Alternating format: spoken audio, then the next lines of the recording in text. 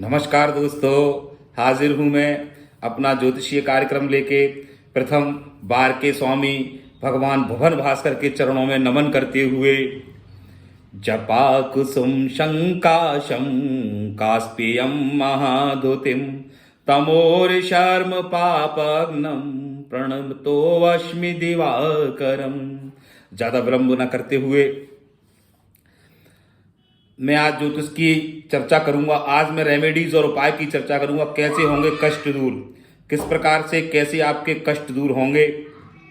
आपको जीवन में जिन क्षेत्रों में असफलताएं मिल रही हैं, जिन फील्डों में आपको असफलताएं मिल रही हैं, देखो जीवन किसी भी जातक किसी भी व्यक्ति के जीवन में हर क्षेत्र में असफलताएं नहीं मिलती हैं। उसके कुछ विशेष क्षेत्र होते हैं, उसमें असफलताएं मिलती हैं व्यक्ति को।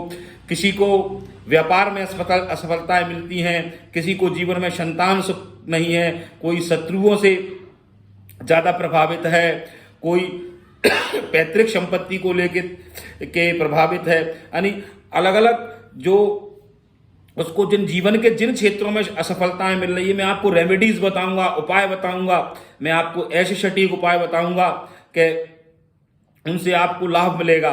तो आप सामने जो चार्ट है आपकी समझ में आता है। ये चार्ट, इसमें 12 भाव होते हैं। तो किसी भी लग्न की अपन पत्रिका लें, मैंने ये धनु लग्न की पत्रिका ली है। धनु लग्न का मतलब होता है, धनु जहां भी आएगा तो मतलब आ जाएगा 9 नंबर। तो 9 नंबर की मैंने ये पत्रिका ली है। अब जीवन में जिस क्षेत्र में व्यक्ति को सफलताएं मिल रही है, उदाहरण के लिए मान लीजिए कोई व्यक्ति है, उसके विवाद की स्थिति, धनु लग्न की उसकी पत्रिका है, उसकी विवाद की स्थिति बन रही है। उसका कुटुंब के लोगों से, परिवार के लोगों से जायदाद को लेकर, जमीन को लेकर विवाद की स्थिति बन रही है। वो कोर्ट में केस चल रहे हैं, कई जगह केस चल रहे हैं, वो विवाद की स्थिति बन रही है। और तो उसको उपाय किसका करना चाहिए?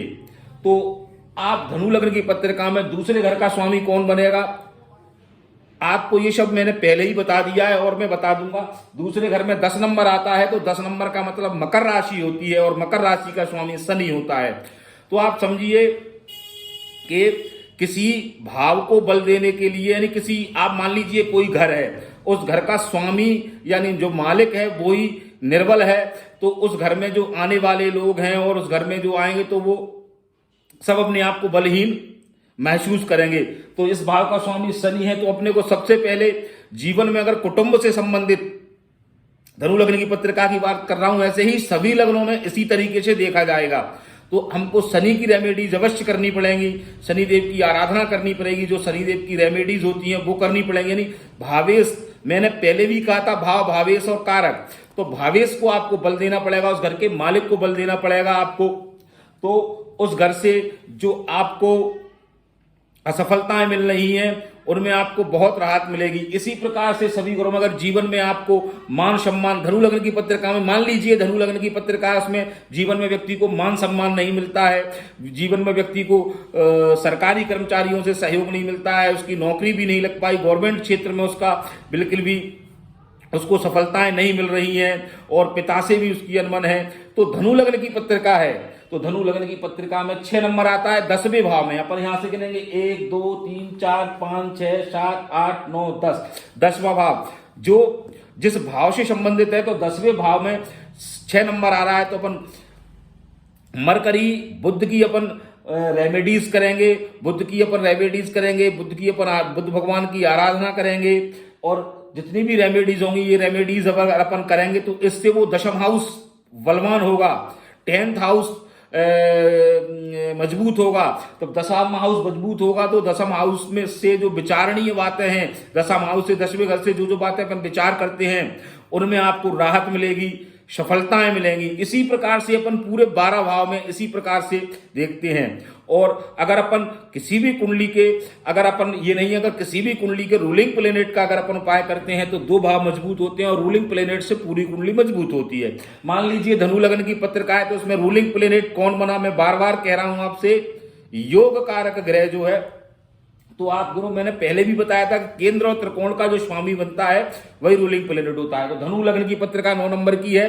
तो इसमें 9 10 11 12, तो केंद्र त्रिकोण में 9 और केंद्र में 12, यानी दोनों गुरु की राशियां केंद्र और त्रिकोण में आ रही है। तो इसमें गुरु रूलिंग प्लेनेट है, देवगुरु बृहस्पति कारक ग्रह हैं। तो अपन बृहस्पति के उपाय सबसे पहले करेंगे, देवगुरु बृहस्पति की जितनी रेमेडीज करेंगे, अपन जाप करेंगे, मंत्र का जाप, रत्न मतलब यंत्र तंत्र मंत्र जाप, ये सब होते हैं रेमेडीज में।